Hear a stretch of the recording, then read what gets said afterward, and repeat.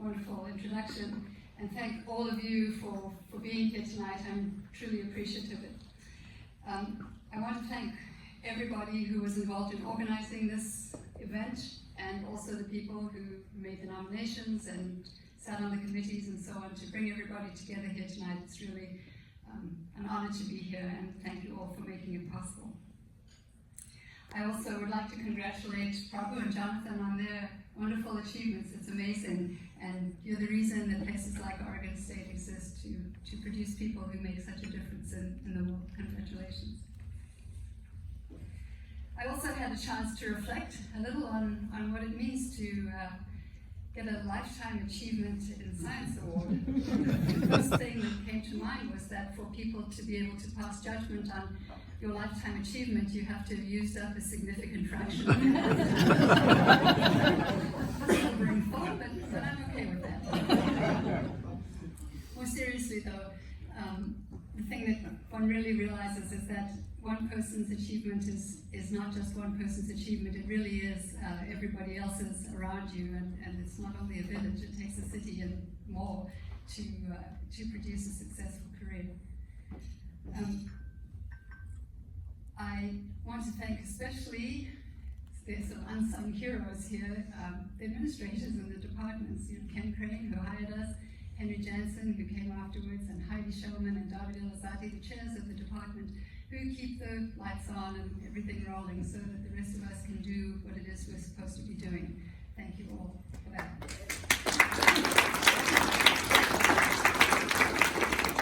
And the college leadership too. I have been fortunate to have had many wonderful deans who help out and actually, come forward and help out when you need it. So thanks to them. When you sign up to be a professor, I discovered, you sign up to do research, to teach, and to give service, to render service to the profession and to the university and so on. And I've always taken that very seriously, thanks to early mentoring from Ken and Bill Warren and my senior colleagues. So in the research department, really it's the students who make the difference, and I'm really proud of what my students have accomplished. I think there were somewhere between 15 and 17 PhDs and many master's students and tens of undergraduates who came into my lab in various states, unpolished, some of them actually quite accomplished, but they all left marvelous scientists, and they are doing good in the world, and especially in Oregon and in our industries here. So that's a wonderful thing to have been a part of, and probably the thing that I'm most proud of. And I thank them all a great deal for things that they have done. One of my earliest research mentors was John Gardner, and John took me under his wing when I was a young assistant professor and shared his lab, his ideas, his experiments, taught me how to write proposals, and really gave a tremendous start to a young assistant professor. So people like that in your life are very important, and thank you, John, and others for doing that. There was my research after the work I did in superconductivity with John and Bill Warren and Art Slate and others was followed by the period that Eleanor referred to when we worked on P-type semiconductors, which are actually not that hard to deal with. But that was the time of 10 or 15 years when I collaborated with Doug Kessler and John Wager, and that was really what I consider one of the highlights of my research career. And working with these two people was just absolutely tremendous, and we did an awful lot together. And the students and the postdocs and all of us had a marvelous time and actually had fun while we did some good science together. And that's the kind of research career that I wish for anybody. Really, it was great fun. Thank you both. The other person who was really important in my research career is David McIntyre. We wrote our first research paper together when we were graduate students together. We actually survived that, and I think it was because I had a very difficult experiment to do, and I think he wanted us to get out of this, so he helped me out so that we could write the paper and leave and get married and go on to our careers. And David has been part of my research life and my teaching life and my personal life ever since, and I owe him an enormous debt of gratitude. anything that had to do with optics, he would set it up, supervise the students, help out, do it, and he's a marvelous person to collaborate with. He offers opinions on things that he knows about and things that he doesn't know about. The best thing about him is that he knows what questions to ask. And any of you, there's our son Sean over there, who's been through many a dinner conversation about physics with us, and our colleagues over there in physics, who know that David always asks good questions. If you've been to the colloquium, you know that. So thank you, David. Not only the people that I've collaborated with directly, but all of those in the largest sphere, those in the department represented here, is Janet2 and Ethan and Oksana and Liz and Fred and all of the physics people sitting over there, the ones I've mentioned before as well. They create an environment that is stimulating to be in, draw students, and you wouldn't have good students if you didn't have good colleagues. And looking over on this side of the room, I can see Moss and all of my other way and other people that I've worked with in the university. All of them played a role in making this a really stimulating and wonderful environment to work in, and made it possible to do good things. Teaching has been one of the great joys of my life. I like teaching people for whom physics is not their first language, and teaching those for whom it is. It's really fun to go into a classroom and see a bunch of students who don't know anything, and to come out and think, wow, they actually know something now, to have them tell you that they do too. It's been fun.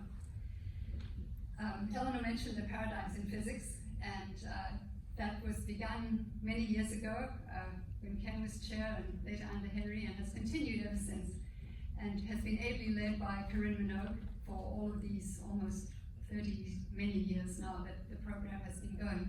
And I thank Corinne for her early insights into teaching, and for helping me to think about what students, how they learn, and not only what we teach, but how we teach it is really important. So that's been a great journey, and I thank her for that. The paradigms has been really a faculty effort. Everybody in the physics department had lots to do with it. David again was a big player, and there are new people now. Ethan, Liz, Fred, all of them, Janet2 have been part of it too. And they're taking the program and continuing it, and it will continue to be known as a really good thing, a signature from OSU, and I'm really proud to have been part of it.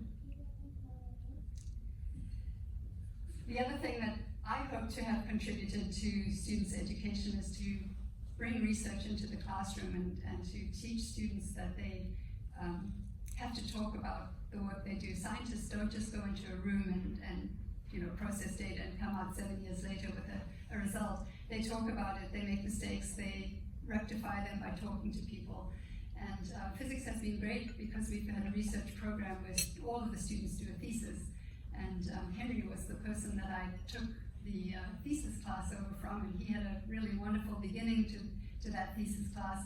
And we've, I think, I can't count the number of students that have graduated from OSU with a thesis and a research experience, which has stood them in good stead when they go to industry and into other places. It really gives them a leg up, I think, and so that's been a very rewarding experience too. The last leg of the stool, as they like to say at OSU, is the service component. And I've realized more and more as my career has gone on, it's not just what you do, but it's the people who you do it with that's important. And physics has changed, only very slowly. When I was a graduate student, I used to go to conferences, and as I walked along the hallways and up and down the escalator, I would count the people, mostly men, 1, 2, 3, 4, and every time I'd reset the count when I found a woman. And sometimes I'd count to 100, and then I'd count 1, 2, 3, 4, 5, 6, because women tend to count together right at these conferences. But overall, at that time in the early 80s, it was about 10% women in physics, which is not very high. And here we are, 40-some years later, and it's about 25%. So we haven't, just kind of screaming into this new era, kind of kicking and screaming, but we've made, attempts, and the American Physical Society, our professional society, has been a great driver behind this, and I've been glad to be involved in many of their programs to help to support women, and even more importantly now, minorities and other underrepresented groups in physics, because it's been a kind of a narrow club up until now, and I hope it continues to change. So, mentorship, community, and infrastructure, intellectual environment is, all of it is important in making one person's career. And I thank all of you for your contributions to making this particular woman in physics successful. Thank you very much.